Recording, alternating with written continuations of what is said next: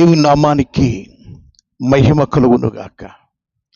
ప్రియులరా, ప్రపంచం యావత్తు కూడా మన ప్రభువును నమ్ముకొని ఆరాధించువారు అధికంగా ఉన్నారు.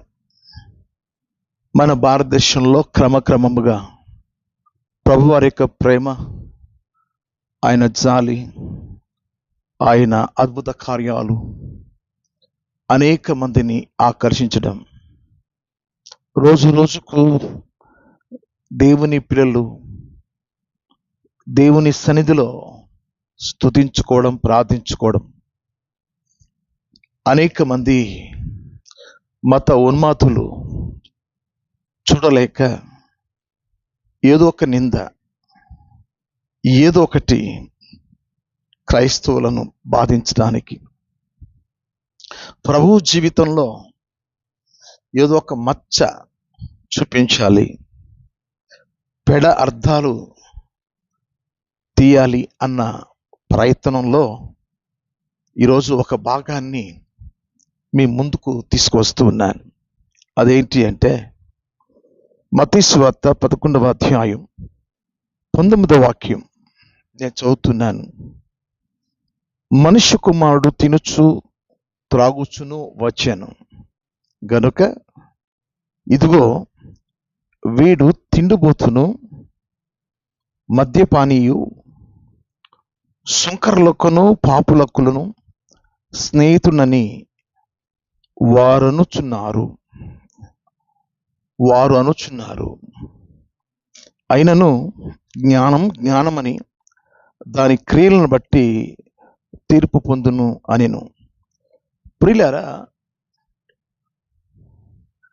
వారు అంటున్నారు అని ప్రభువు వారు అన్న మాటలు వింటున్న మనకు చెప్తున్నాడు. ప్రభువు ఏమనంటున్నారు? ఆ శాస్త్రులు, ఆ పరిచయులు ఏమన్నారు అంటే, ప్రభువును నిందించారు.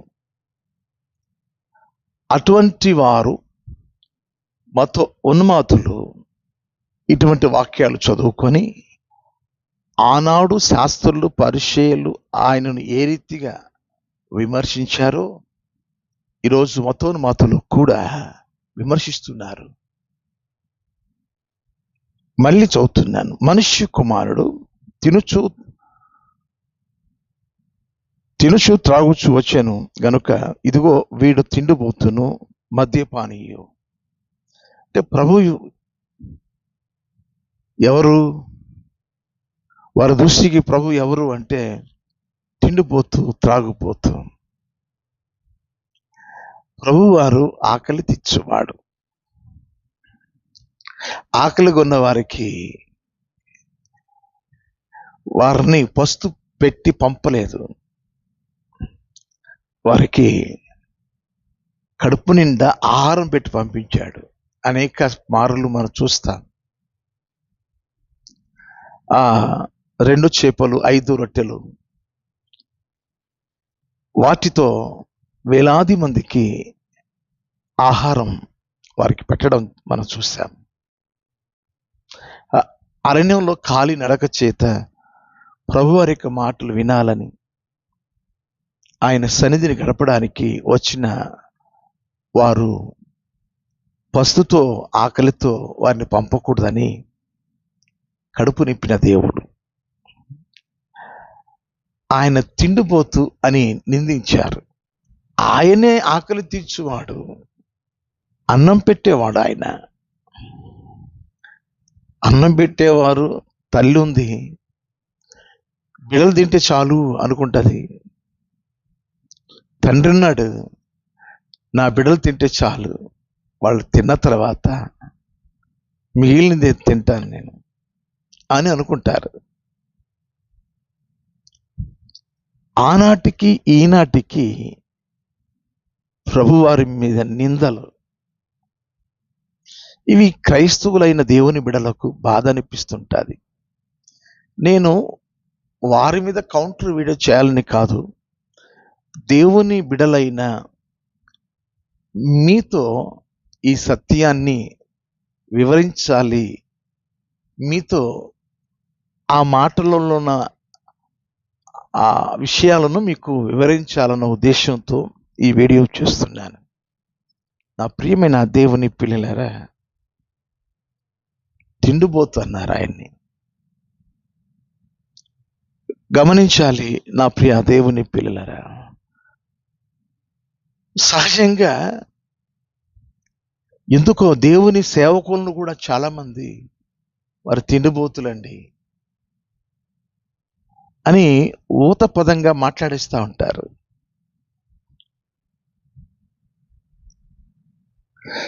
దేవునికి వచ్చిన అదే నింద సేవకులకు కూడా. వాళ్ళు తినుకో సేవ చేస్తుంటారు. ప్రభువారు తినక ఆ దినాలలో శిష్యులు ఆహారం పట్టుకొస్తే, నా ఆహారం మీరు తెచ్చిన ఆహారం అది కాదు, నా తండ్రి పనిని తుదముట్టించుటయే నా ఆహారం, నేనే జీవ ఆహారం అన్నాడు. ఈరోజు ఎందుకు ప్రభువారి మీద ఇంతటి ఘోరమైన నిందలు మోపుతున్నారు? ఓ ప్రత్యేకమైన విశేషమైన మన దేవుని నిందించే వారు వాడిన ఒక అస్త్రం ఇది. ఆయన తిండిపోతు అని. సరే, తిండిపోతు అనేది మనం పెద్దగా పట్టించుకోం. త్రాగుబోతు అన్నారు చూసారా, అది బాధ అనిపిస్తా ఉంది. మద్యపానీయు త్రాగుబోతాడు. ప్రభు త్రాగుబోతట. ఈరోజు యేసు ప్రభు వారి మీద వచ్చిన ఈ నిందను మనం ఎలా సులువుగా మనం పరిష్కారం చేయగలం? త్రాగుబోతులు దేవుని రాజ్యానికి వారసులు కారు అని లేఖనం చెప్తుంది. కొరింథీయులకు రాసిన మొదటి పత్రిక 6వ అధ్యాయం 9-10 వచనాలలో త్రాగుబోతులు, తిండిబోతులు దేవుని రాజ్యానికి వారసులు కారు. చూపిస్తాను మీకు ఆ వాక్య భాగాన్ని, నేను చదివి మీకు వినిపిస్తాను. ఎందుకంటే మీ ఆత్మీయ జీవితానికి ఆధారపూర్వకమైన విషయం. కొరింథీయులకు రాసిన మొదటి పత్రిక 6వ అధ్యాయం 9-10 వాక్యాలు చదువుతున్నాను. అన్యాయస్తులు దేవుని రాజ్యమునకు వారసులు కానేరరు అని మీకు తెలియదా? మోసపుకుడి, జారులైనను, విగ్రహ ఆరాధికులైనను, వ్యభిచారులైనను, ఆడంగితనము గల వారైనను, పురుష సంయోగులైనను, దొంగలైనను, లోపులైనను, త్రాగుబోతులైనను, దూషకులైనను, దోచుకుని వారైనను దేవుని రాజ్యమునకు వారసులు కానేరరు. త్రాగుబోతులు దేవుని రాజ్యానికి వారసులు కారు. ఈరోజు ప్రభువుకు వచ్చిన ఆ నింద త్రాగుబోతు. ఆయన జీవితంలో పరిశుద్ధతని అనుభవించాడు. ఆయన పరిశుద్ధుడు ప్రభువారు. నేను ఒక 5 ఆధారాలు మీకు నేను చూపిస్తాను. త్రాగుబోతు అంటే పాపం చేసేవాడు. త్రాగుబోతు అంటే దేవుని రాజ్యానికి అనర్హుడు. త్రాగుబోతులు దేవుని రాజ్యానికి వారసులు కానేరరు. వారనుచున్నారు, అశాస్త్రులు, పరిచయులు ఆయన మీద నింద మోపారు. వారు ఇలా నా గురించి అంటున్నారు. ఒకవేళ మీరు కూడా అంటారేమో. అవును, ఎందుకంటే విషయాలు మనం సరిగా తెలుసుకోకపోతే మనం కూడా అపార్థం చేసుకునే అవకాశం ఎంతైనా ఉంది. నేను మీకు 5 విషయాలు మీకు చెప్పాలని ఆశిస్తున్నాను. యేసయ్య పుట్టుకలో పరిశుద్ధుడిగా ఆయన పుట్టాడు. యేసయ్య పుట్టుక పరిశుద్ధమైనది. దేవుని దూత సాక్ష్యం ఇస్తుంది. ఆ కన్య అయిన ఆ మరియతో ఏమని సాక్ష్యం ఇస్తుంది ఆ దేవదూత? చూడండి, లూకా సువార్త 1వ అధ్యాయం 35వ వాక్యంలో, పరిశుద్ధాత్మ నీ మీదికి వచ్చును, సర్వోన్నతుని శక్తి నిన్ను కమ్ముకొనును, గనుక పుట్టబోవు శిశువు పరిశుద్ధుడై దేవుని కుమారుడు అనబడును. పుట్టబోవు కుమారుడు పరిశుద్ధుడు. తన జీవితం అంతా పరిశుద్ధతే. ఈ శాస్త్రులు పరిచయులు ప్రజలను ఉసిగొలిపారు. ఆ యేసు తిండిపోతాడు, త్రాగుబోతాడు అని ప్రోత్సహించారు. పుట్టుకలో ఆయన పరిశుద్ధుడు అని దేవదూత సాక్ష్యం ఇచ్చింది. రెండో విషయం, క్రీస్తు విరోధిగా పనిచేస్తున్న లూసిఫర్ దగ్గర దురాత్మలు, దయ్యాలు పనిచేస్తూ ఉంటాయి. ఒక అపవిత్రాత్మ ప్రభువును గురించి సాక్ష్యం ఇస్తుంది. ఒక యవనస్తునిలో, ఒక పడుచువాడులో ఈ అపవిత్రాత్మ జీవిస్తున్నప్పుడు, ఆ అపవిత్రాత్మ అతనిలో ఉన్నప్పుడు, ఆ అపవిత్రాత్మ ఇస్తున్న సాక్ష్యం, దయ్యం ఇస్తున్న సాక్ష్యం. మార్కు సువార్త 1వ అధ్యాయం 24వ వాక్యం. అపవిత్రాత్మ పట్టిన ఒకడు, నజరేయుడవగు యేసు, మాతో నీకేమి, మమ్ము నశింపచేయుటకు వచ్చితివా? అంటే చాలామంది లోపల ఉన్నారు. మమ్ము అనే బహువచనం వాడబడింది. నజరేయుడవగు యేసు, మాతో నీకేమి, మమ్ము నశింపచేయుటకు వచ్చితివా? నీవెవడవో నాకు తెలియను, నీవు దేవుని పరిశుద్ధుడవు అని కేకలు వేశాను. నీవు దేవుని పరిశుద్ధుడవు, నీవు దేవుని పరిశుద్ధుడవు. దయ్యము సాక్ష్యం ఇచ్చిందండి, నువ్వు దేవుని పరిశుద్ధుడు. కేకలు వేస్తుందట ఆ అపవిత్రాత్మ, నువ్వు దేవుని పరిశుద్ధుడు అని కేకలు వేస్తుంది. దేవదూత సాక్ష్యం, నీకు పుట్టబో కుమారుడు పరిశుద్ధమైన దేవుని కుమారుడు, పరిశుద్ధుడు. మూడవది, యోహాను సువార్త 6వ అధ్యాయం 69వ వాక్యం. శిష్యులు ఇచ్చిన సాక్ష్యం. శిష్యులందరూ ఉన్నారు. వారి పక్షంగా పేతురు గారు ఇస్తున్న సాక్ష్యం, నీవు దేవుని పరిశుద్ధుడు అని మేము విశ్వసించి ఎరిగి ఉన్నామని ఆయనతో చెప్పాను. నువ్వు దేవుని పరిశుద్ధుడు అని మేము విశ్వసించి ఎరిగి ఉన్నామని ఆయనతో చెప్పాను. అది కాబట్టి శిష్యుల పక్షంగా పేతురు గారు ఇస్తున్న సాక్ష్యం, నీవు పరిశుద్ధుడు, శిష్యుల యొక్క సాక్ష్యం. తర్వాత దైవలేఖనము ఇస్తున్న సాక్ష్యం, ప్రభువారి గురించి దైవలేఖనము ఇస్తున్న సాక్ష్యం. పేతురు రాసిన మొదటి పత్రిక 2వ అధ్యాయం 22వ వాక్యం. అంటే పరిశుద్ధాత్మ దేవుడు రాయించాడు, ఆయన పాపము చేయలేదు, ఆయన పాపము చేయలేదు. హెబ్రీయులకు రాసిన పత్రిక 7వ అధ్యాయం 26వ వాక్యం. మరో లేఖనము ఆయన గురించి ఇస్తున్న సాక్ష్యం, ఆయన పవిత్రుడును, నిర్దోషియు, నిష్కల్మషుడును, పాపులలో చేరక ప్రత్యేకముగా ఉన్నవాడు.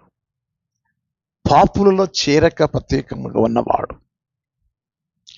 ఆయన పవిత్రుడు, నిర్దోషియు, నిష్కల్మషుడు, పాపులలో చేరక ప్రత్యేకంగా ఉన్నవాడు. దైవ లేఖనాలు ఆయన పక్షంగా సాక్ష్యమిస్తున్నాయి. చివరిది, యేసు ప్రభుల వారే యూదులతో ఒక సవాలు విసురుతున్నాడు. యోహాను సువార్త 8వ అధ్యాయం 46వ వాక్యం. నా యందు పాపము ఉన్నదని మీలో ఎవడు స్థాపించును? నా యందు పాపమున్నదని మీలో ఎవడు స్థాపించును? అప్పటికే ఆయన ఏమన్నారంటే, నీవు దయ్యము పట్టిన వాడవని, నువ్వు సమరీయుడు అని ఆయనను నిందించారు. యోహాను సువార్త 8వ అధ్యాయం 49వ వాక్యంలో యేసు, నేను దయ్యం పట్టిన వాడను కాను, నా తండ్రిని గనపరచువాడను. మీరు నన్ను అవమానపరుచుచున్నారు. ఈరోజు ప్రియ దేవుని పిల్లరా, శాస్త్రులు, పరిసయ్యులు ఇలా అంటున్నారు, నేను తిండిబోతునని, నేను త్రాగుబోతునని వారనుచున్నారు. వారన్న మాటలకి మనం ఉలిక్కి పడాల్సిన పని లేదు. క్రీస్తు విరోధిగా జీవించే వారు వాళ్ళు. క్రీస్తు మాటలలో తప్పులు పట్టడానికి పగబట్టిన వారు. ఏదైనా మాటల్లో దోషం ఉంటుందేమో అని ఆయన మాట్లాడే ప్రసంగాలు వినడానికి వచ్చేవారు. వారన్న మాటలను ప్రభువు చెబుతున్నాడు అక్కడ. అంటే వారిలో ఉన్న పగ, ద్వేషం, అసూయ నేటి కాల మత ఉన్మాదులలో ఉంది. ఆయన త్రాగుబోతు అని వారు మాట్లాడుచున్న మాటలు, ఆ వీడియోస్ మీరు చూస్తున్నప్పుడు మీరు కలవరపడవలసిన అవసరమే లేదు. 5 సాక్ష్యాలు మీకు ఇచ్చాను. పుట్టుకలో దేవదూత యొక్క సాక్ష్యం, దయ్యము యొక్క సాక్ష్యం, శిష్యుల యొక్క సాక్ష్యం, లేఖనాల సాక్ష్యం, స్వయంగా ప్రభు ఇచ్చిన సాక్ష్యం. నా యందు పాపం ఉన్నదని మీలో ఎవడు స్థాపించును? ఆయన పరిశుద్ధుడు.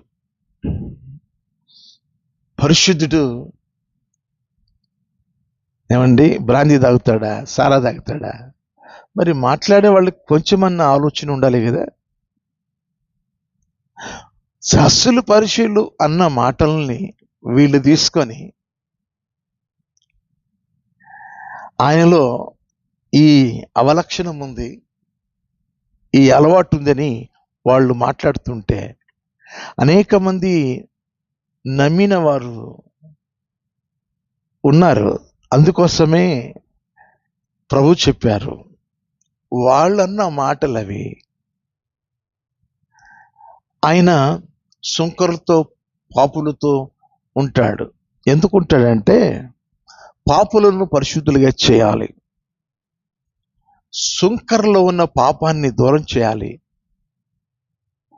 అందుకోసమే ఆయన వెలివేయబడిన వారిని, తృణీకరించబడిన వారిని, ఎన్నిక లేని వారిని, అజ్ఞానులైన వారిని, వారినందరినీ తన సేవలో వారిని కడిగి పరిశుద్ధపరచి, వారికి జ్ఞానం ఇచ్చి, వారికి పరిశుద్ధతనిచ్చి, తన సేవలో నేటి కాలంలో వాడుకుంటున్న ఎన్ని సాక్ష్యాలు ఉన్నాయో.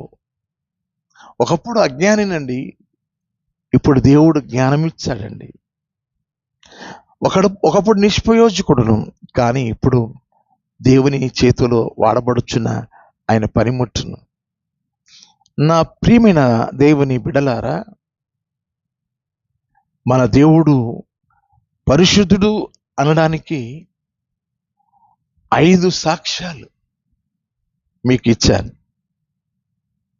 5 సాక్ష్యాలు. ఆయన పాపులను క్షమించుటకు, పాపులలో ఉన్న పాపమును కడిగి పరిశుద్ధతను ఇవ్వడానికి ఆయన లోకానికి వచ్చాడు. సిలువలో ఆయన కార్చిన రక్తం మనలను పవిత్రులుగా చేసింది. మన మనస్సాక్షిని ఆయనను సేవించుటకు ఆయన రక్తం శుద్ధి చేసింది. ఆయన రక్తం మన మీద ఉన్న ఉగ్రతను తొలగించింది. ఆయన రక్తం ఆయన సన్నిధిలోనికి ప్రవేశపెట్టింది.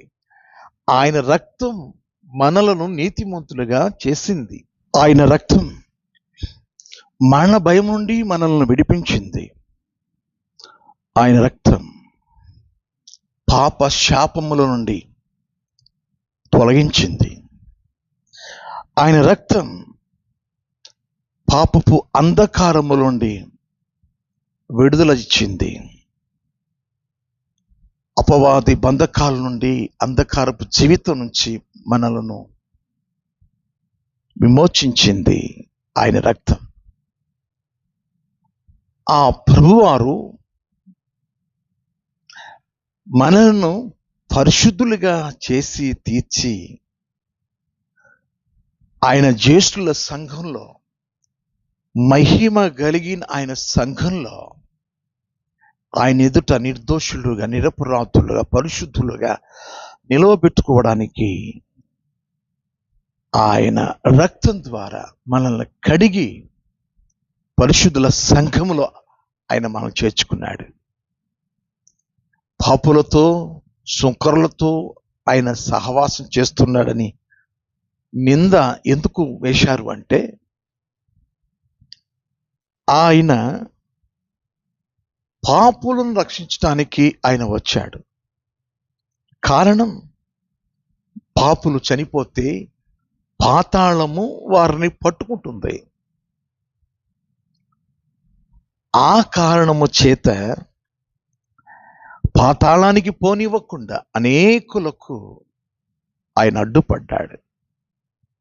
తన ప్రాణమిచ్చి, తన స్వరక్తమిచ్చి వారిని తన రాజ్యంలో నీతిమంతులుగా, పరిశుద్ధులుగా వారిని కడిగి పవిత్రపరచి తన రాజ్యానికి హక్కుదారులుగా, పరలోక సంబంధులుగా, రాజ్య సంబంధులుగా, వారసులుగా అధికారం ఇచ్చాడు, ఆ హక్కునిచ్చాడు.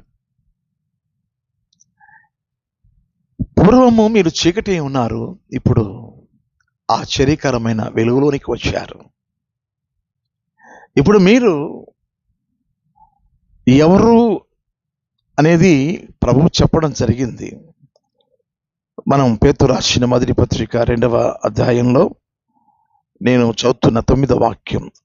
అయితే మీరు చీకటి నుండి ఆశ్చర్యకరమైన తన వెలుగులోనికి మిమ్మల్ని పిలిచిన వాని గుణాతిశయములను ప్రచురము చేయు నిమిత్తము ఏర్పరచబడిన వంశమును, రాజులైన యాజక సమూహమును, పరిశుద్ధ జనమును, దేవుని సొత్తు అయిన ప్రజలనై ఉన్నారు. ఒకప్పుడు ప్రజగా ఉండక ఇప్పుడు దేవుని ప్రజలైతిరి. ఒకప్పుడు కనికరింపబడక ఇప్పుడు కనికరింపబడతారు. ఇంతటి ప్రభువు మీద నేరస్థాపన, నింద మోపడం ఆనాటికి ఈనాటికి క్రీస్తు విరోధిగా పనిచేస్తున్న ఆ లూసిఫర్ అనేకులను ఏర్పాటు చేసుకున్నాడు. వారు అనుచున్నారు, వారు అన్నారు. కాబట్టి మనల్ని గురించి కూడా మాట్లాడతారు, మన మీద అపనిందలు వేస్తారు. మత్తయి సువార్త 5వ అధ్యాయం 11వ వాక్యంలో, నా నిమిత్తము జనులు మిమ్మల్ని నిందిస్తారు, హింసిస్తారు, మీ పేరు చెడ్డగా పలుకుతారు, మీరు ధనిలు, పరలోక రాజ్యమందు మీ ఫలము అధికమవుతుంది. కాబట్టి ప్రభువారిని నిందించినట్టు మనలను కూడా నిందిస్తారు. తన జీవితమంతయు ప్రభుల వారు నిందలు పడ్డాడు. సిలువలో ఆ ఇద్దరు దొంగలు కూడా నిందించిరి అని ఉంది. అనేక మంది నిందించారు. వారైతే ఆ దొంగలు నువ్వు రక్షించుకొని మమ్మను రక్షించు అని ఇద్దరు నిందించినట్టు లేఖనాలు ఉన్నాయి. మత్తయి సువార్త 27వ అధ్యాయం 44వ వాక్యంలో, మార్కు సువార్త 15వ అధ్యాయం 32వ వాక్యంలో ఆయన నిందలు పడ్డాడు తన జీవితం అంతా. ఆయన ఒంటరిగా సమరీ స్త్రీతో ఉన్నప్పుడు ఆయన ఆ ఆత్మ రక్షించుకోవడానికి, ఆ రక్షణ పొందిన ఆత్మ ద్వారా ఆ సమరీలందరూ రక్షణ పొందడానికి ఆమెలో ఉన్న పాపముని ఎత్తి చూపిన పరిశుద్ధుడు తన పాపాన్ని ఒప్పుకుని గ్రామం యావత్తును రక్షించుకుంది. ఆయన మీద నింద మోపేది ఏమండి? తిండిపోతూ త్రాగుబోతూ అయితే ఎక్కడ ఉంటాడండి? ప్రజల్లో ఉంటాడా? ప్రతిరోజు ఆయన ప్రజలలో ఉన్నాడు. పగలంతా మనం చూస్తాం. లూకాసు వార్త 21వ అధ్యాయంలో 38వ వాక్యంలో దేవాలయములో ఆయన బోధించేవాడట పగలంతా. రాత్రి కాలంలో ఒలివ కొండకి వెళ్ళి ఆయన ప్రార్థనలో గడిపేవాడని అక్కడ బైబిల్లో ఉంది. కాబట్టి త్రాగుబోతుడు ఎక్కడుంటాడు? తాగుబోతు? సులువుగా నిందించేస్తున్నారు.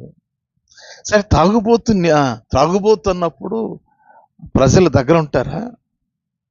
త్రాగితే ఇంట్లో భార్య దూరంగా ఉంటుంది, పిల్లలు దూరంగా ఉంటారు. ఎందుకంటే ఆ మత్తులో పడి మంచం మీద పడుకొని నిద్రపోతూ ఉంటారు. ఏం చేయలేరు కదా, చిన్న మెదడు పని చేయదు. త్రాగుబోతు అని నిందించడం కాదు, ఆలోచన ఉండాలి. నిందించేటప్పుడు ఆలోచన ఉండాలి.